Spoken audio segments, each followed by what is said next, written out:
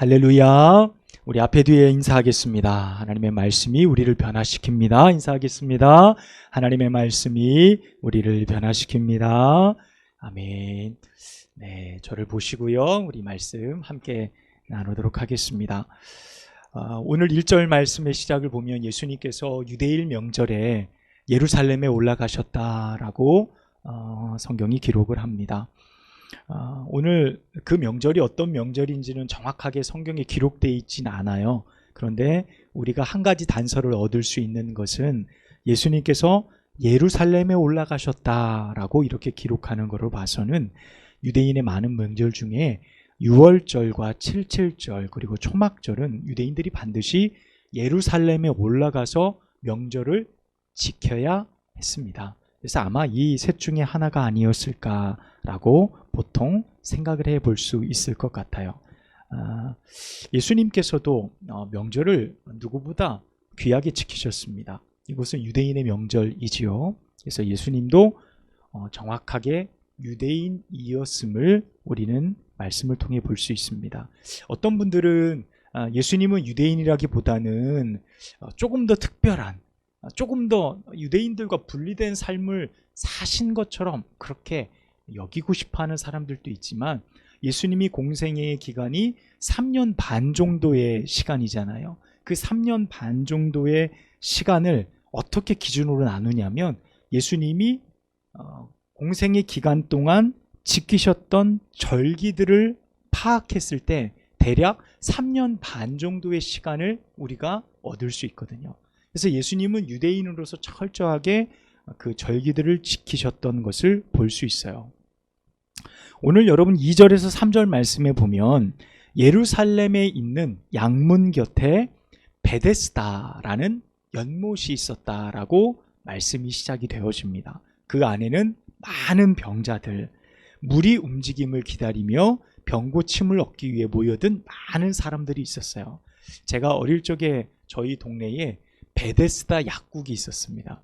처음에는 특이하다 이름이, 그래서 어떤 뜻인지 잘 몰랐는데 나중에 커서 보니까 이 베데스다가 치유의 연못인 거예요. 치유의 연못. 그래서 그 이름을 그 약국에서 걸었더라고요. 자, 예루살렘의 상징은 다른 것이 아니라 성전입니다. 예루살렘이 예루살렘의 이름을 갖게 된 것, 그 명성을 갖게 된 것은 사실 예루살렘에 성전이 있기 때문에 그래요. 그래서 이 성전을 중심으로 여러 문들이 있었습니다. 여러 통하는 문들이 있었는데, 오늘 본문에서 소개되어지는 양문, 양의 문은 성전에 가장 가까운 곳에 있었어요. 그리고 이 양의 문이라고 별칭이 붙은 이유는요, 이곳에 제사를 위해서 많은 제물들이 오고 가는 문의 역할을 했습니다. 우리가 잘 알듯이 제사에는 비둘기도 있고 소도 있고 양도 있고 1년 된 염소도 있고, 그 다음 곱게 빻은 가루, 에바 가루, 여러 가지 이런 가루들도 있었어요. 자, 그 중에 제일 많이 이 문을 통과한 게 바로 양이에요. 그래서 양의 문이다라고 이제 보통 이 명칭이 사용이 되어졌고, 이 문 밖에는 양을 파는 많은 상인들도 존재하고 있었다 그럽니다. 그래서 이 양의 문이 성전하고 가장 가깝고 제사를 드리는 곳이고, 그리고 그곳에 베데스다라는 연못이 있는데 그 연못가에 많은 병자들이 항상 인산인해를 이루고 있었어요. 여러분이 이렇게 한번 상상해 보시면 성전과 베데스다 연못과 거기에 많은 사람들, 제사를 드리러 온 사람들, 많이 모여있는 병자들이 운집해 있는 매우 복잡한 모습을 우리가 떠올릴 수 있을 것 같아요. 자, 그 자리에 모인 병자들 모두 어떤 소망이 있습니까? 낫고자 하는 소망을 가지고 그 자리 가운데 나왔을 거예요. 멀리 먼 곳에서 그곳으로 와 낫고자 하는 소문을 듣고 온 사람도 있고, 가까운 곳에서 그곳에서 자리를 펴서 매일매일 누군가의 도움에 의해서 그 자리에 나온 사람들도 있었을 겁니다. 자, 어찌됐든 이 베데스다에는 많은 병자들이 모인 이유가 있었어요. 여러분 4절 말씀 볼까요? 4절 말씀 우리 함께 읽어보도록 하겠습니다. 이는 천사가 가끔 못에 내려와 물을 움직이게 하는데 움직인 후에 먼저 들어가는 자는 어떤 병에 걸렸든지 낫게 되밀어라. 아멘. 자, 4절 말씀에 보면 가끔 예고 없이 천사가 내려와 그 물을 동이는 움직이게 하는데 휘젓고 올라가게 되는데 그 물에 가장 먼저 들어가는 사람이 어떤 병에 걸렸든지 낫게 되어진다는 거예요.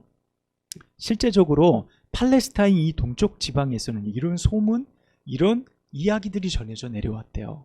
실제 새해 첫날 혹은 새해에 천사가 어떤 지역에 물을 동하면 그 지역에 제일 먼저 그 물에 들어가는 사람은 치유받는다 라는 소문이 굉장히 많이 있었다 그래요. 사실 오늘 본문에도 보면요, 이 베데스다 연못가에 38년 된 병자도 그 사실을 잘 알고 있었고 이미 보기도 했던 것 같아요. 여러분 7절 말씀 볼까요? 7절 시작.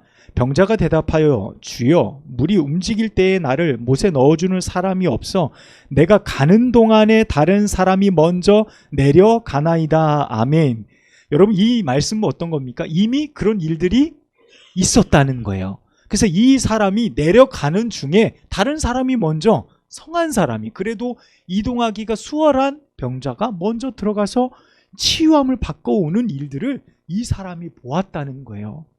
자, 이것을 계속 보니까 어떤 겁니까? 이 사람의 애환이 느껴지는 거죠. 38년 동안 그 병자가 그 연못가에 머물고 있는 것은 어떤 겁니까? 내가 어떻게든 한 번이라도 기회를 잡아 내 병을 고쳐보겠다는 마음인데 어떤 겁니까? 계속 예수님께 말하는 것은 나보다 저 사람들이 먼저 갑니다. 나보다 저 사람들이 이곳으로 먼저 들어가 병을 치유받습니다. 나는 지켜볼 수밖에 없습니다. 라는 애환을 예수님께 토로하고 있습니다. 이 사람이 38년 되었다 그랬어요. 성경의 기록에 보면 누워있고 아무도 이 사람을 돕는 사람이 없는 것 같아요. 여러분 긴 병에 효자 없다고요. 여러분 이 사람에게도 분명한 가족이 있었을 것이고 형제가 있었을 거예요. 혹은 결혼을 했다고 한다면 아내도 있었을 것이고 자녀도 있었을 겁니다. 자, 그런데 지금 이 사람 곁에 아무도 그를 부축해 그 물까지 데려갈 사람이 없는 거예요. 이미 긴 세월 동안 이 사람의 주변에 아무도 남아있지 않게 되어진 겁니다. 자, 아무래도 이 사람은 이곳에 왔지만 이곳에서조차 치유받을 수 없는 상황에 놓여졌다라고 상황을 우리가 이해할 수 있을 것 같아요. 여러분 6절 말씀에 보니까 예수님께서 이 사람을 보셨습니다. 베데스다의 연못가에 와보니 이 사람이 눈에 띄었던 것 같아요. 그래서 예수님께서 뭐라고 말하세요? 누운 것을 보시고 병이 벌써 오래된 줄 아셨다라고 말씀하고 있습니다. 거기에 병자가 많았습니다. 그런데 주님이 이 사람을 관심 있게 보셨어요. 그리고 얼마 전에 다쳤는지 지금 그래서 누워있는 건지 아니면 이 병이 오래된 것인지 그 사람의 상황을 예수님께서 정확하게 보신 거예요. 여러분 13절 말씀해 보니까 거기 사람이 많음으로 라고 기록하고 있어요. 여러분 사람이 많다라는 것은요, 이 사람 38년 된 병자에게 관심이 갈 수 있는 가능성이 많다는 거예요, 적다는 거예요? 적다는 거죠. 거기에는 각색 병자들이 많으니 이 사람만 아픈 게 아니에요. 이 사람만 사정이 있는 게 아닙니다. 이 사람만 어려운 게 아니에요. 이 사람만 병 고치려는 소망을 가진 게 아닙니다. 거기 있는 모든 사람들이 다 아프고 신음하고 있는 환경 가운데 이 사람에게만 집중할 수 있는 조건이 전혀 되어지지 않고 있다는 사실이에요. 여러분 누가 이 38년 된 병자에게 관심을 갖겠습니까? 누가 이 사람을 낫게 할까요? 누가 이 사람을 걷게 하겠습니까? 그냥 지나쳐가는 거죠. 이 사람을 내가 어찌 해줄 수 없으니 그냥 지나쳐가는 것입니다. 그런데 오늘 주님이 하신 말씀이 참 놀라워요. 오늘 주님이 뭐라고 말씀하십니까? 이 사람에게 내가 낫고자 하느냐라고 주님이 물으세요. 우리 한번 따라서 해볼까요? 내가 낫고자 하느냐. 네, 우리 예수님처럼 좀 부드럽게 한 번 더 해볼게요. 내가 낫고자 하느냐.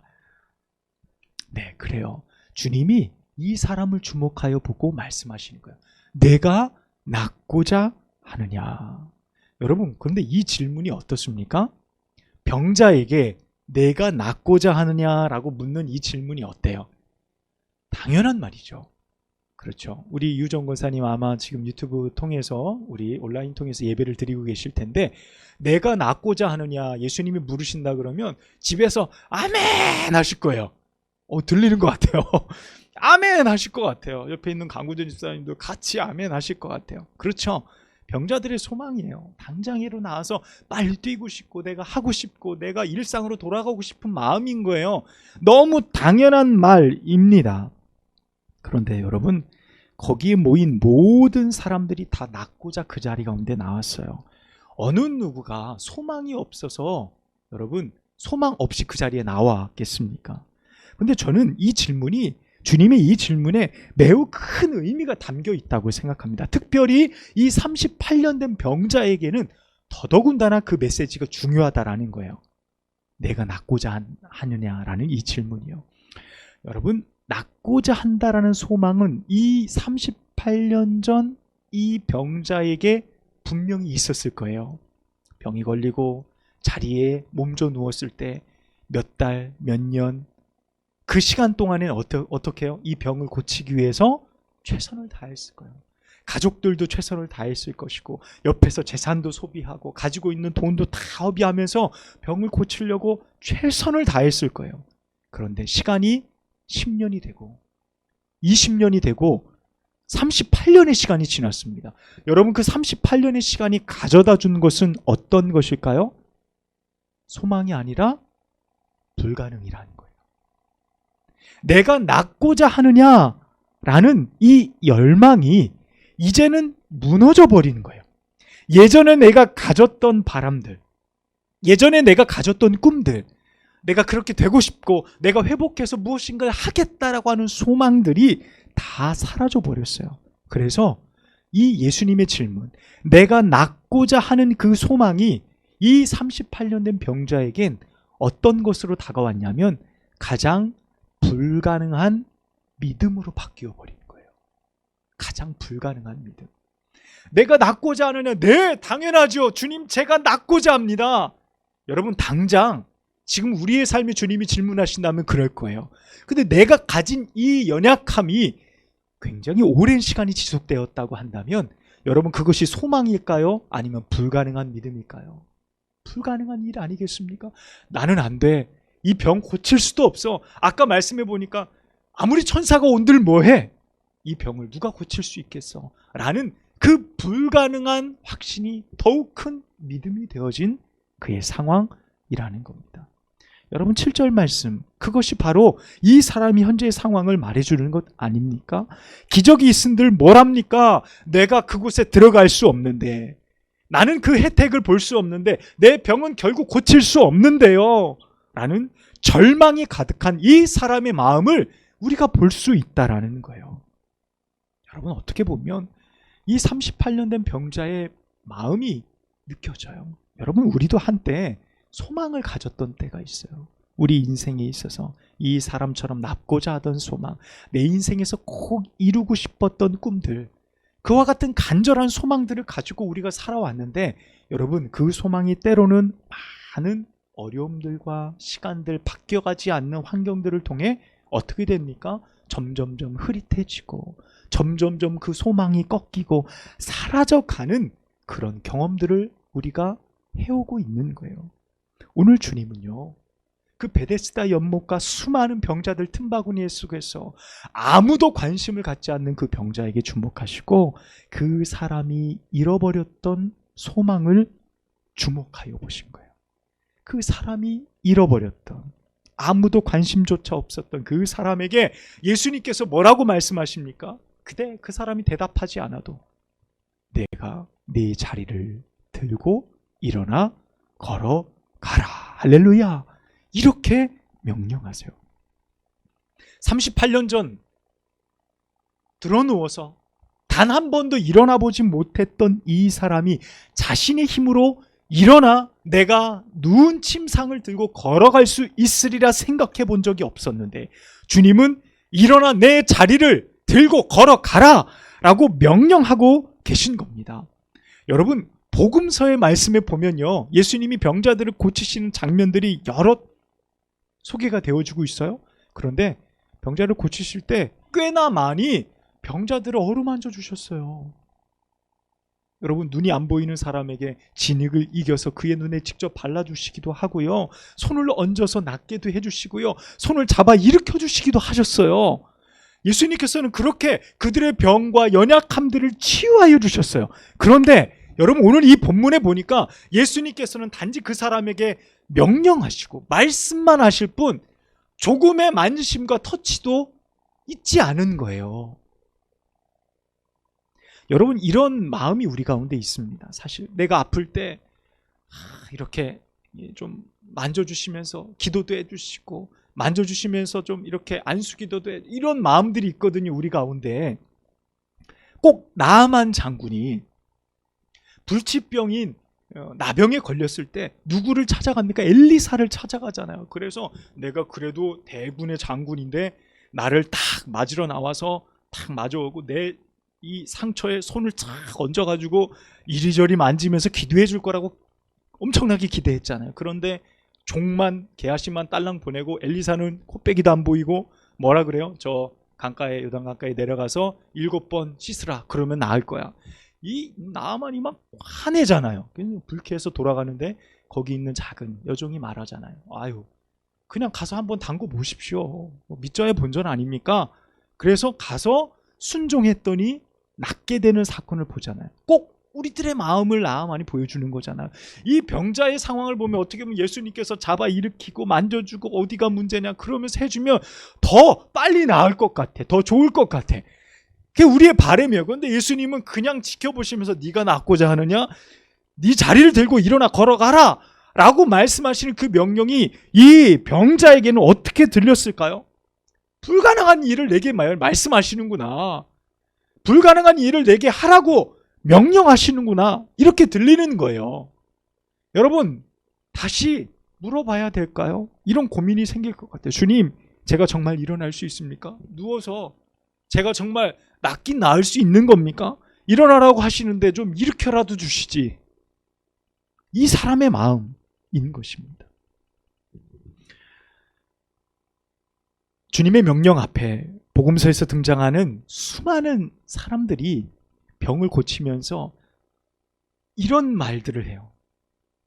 내가 주님을 믿습니다. 주께서 내 병을 고치심을 믿습니다. 수많은 역사 가운데 그 사람들의 믿음의 고백도 함께 있었어요. 그래서 주님이 뭐라고 말씀을, 대표적으로 혈류증을 앓는 여인이 예수님의 옷자락에 손을 댔을 때 어떻게 됩니까? 그 혈류증의 근원이 났잖아요. 그때 예수님이 말씀하세요. 두려워하지 말라. 네 믿음이 너를 구원하였다.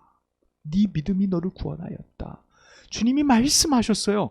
그녀의 믿음을 보시는 거죠. 그런데 여러분, 오늘 본문의 말씀에 보니까 예수님이 만지심도 없었지만 그 병자의 믿음의 고백도 없어요.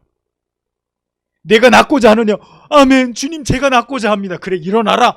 이런 어떤 좋은 모습들이 전혀 그려지지 않아. 이 사람의 반응은요, 시큰둥해요. 어떤 반응도 존재하지 않습니다. 내가 믿습니다라고 하든지, 그렇게 되기를 원합니다라고 하든지, 아니면 반대로 주님, 제가 믿음이 없음을 용서해 주십시오, 불쌍히 여겨 주십시오 라는 멘트조차 없어요. 이 사람의 반응이 전혀 존재하지 않습니다. 그런데 주님은 이 사람의 애환을 보시고 명령하시는 거예요. 내가 낫고자 하느냐?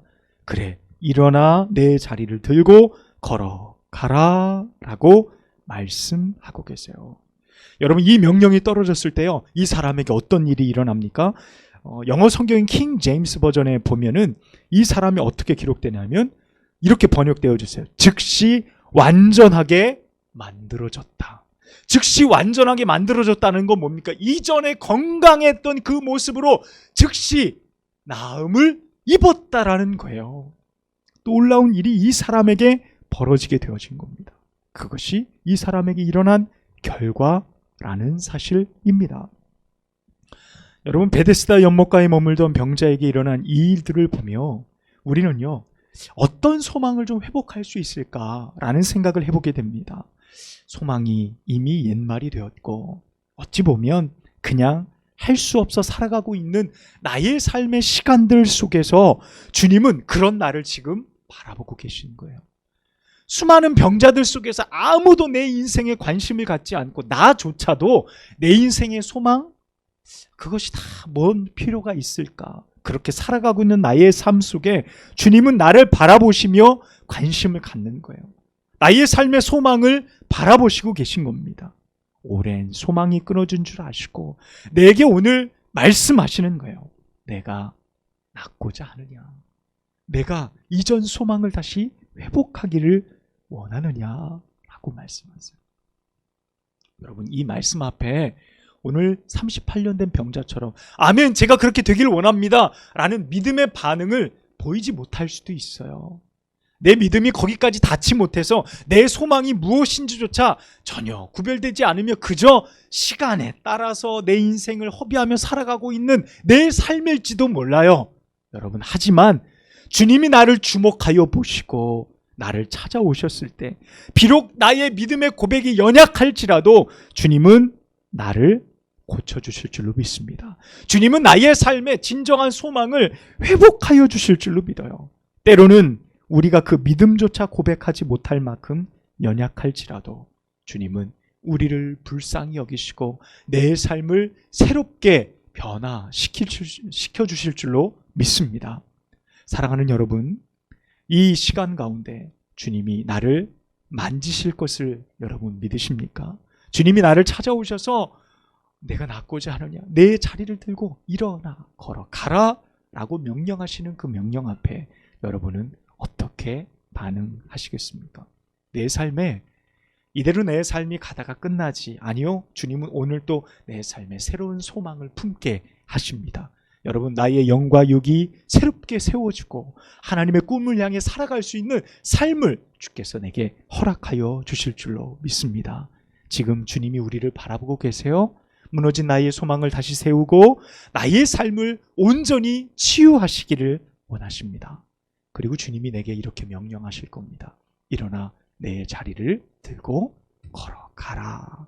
그때 여러분 아멘으로 화답하시고 여러분의 삶에 새로운 일들을 도전하며 주님과 동행하는 여러분의 삶이 되시기를 축복합니다. 기도하겠습니다.